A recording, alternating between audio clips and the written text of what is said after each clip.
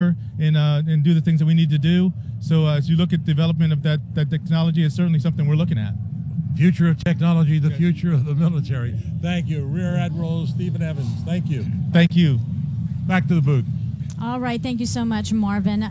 And as we're watching folks come down Fifth Avenue, this is just a wonderful day. I tell you what, the sun has come out. It started as a really chilly one, record lows overnight, but it has warmed up to a whopping 40 degrees here, but you can't tell it because everyone has these warm, bright smiles on their faces, and they're thanking these servicemen and women who have served our country. And, you know, it's really interesting, too, because there are a lot of folks out here today that don't know some of these celebrities, like B. Arthur, who was in the military, and several Humphrey Bogart, indeed. Humphrey Bogart served in the Navy. Elvis Presley, my Halloween costume, was drafted into the Army back in 1957. And a friend of mine. Oh, he was really?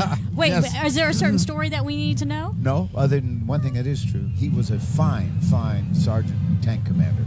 Wow. He would not play music and all that. He was a tank commander and an Army sergeant.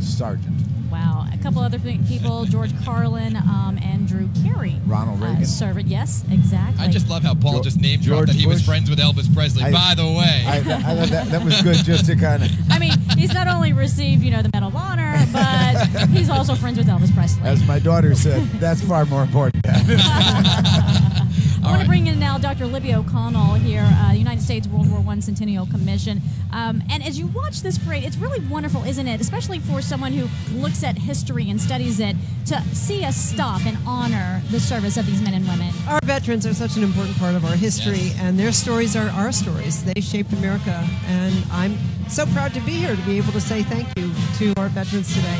On behalf of the World War I Centennial, so few people have even heard of World War I these days. And we're really pleased to be here. Well, look, World War I was the only war without a national memorial in Washington, D.C. That's right. And just a couple days ago, we had a groundbreaking ceremony there, and we brought soil from the Meuse Argonne. So there was soil from the battlefield in France where so many American soldiers lost their lives.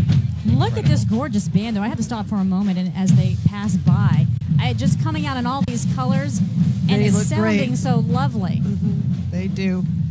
I just want to mention one thing, because I think that this memorial is really exciting that we're building in Washington, D.C.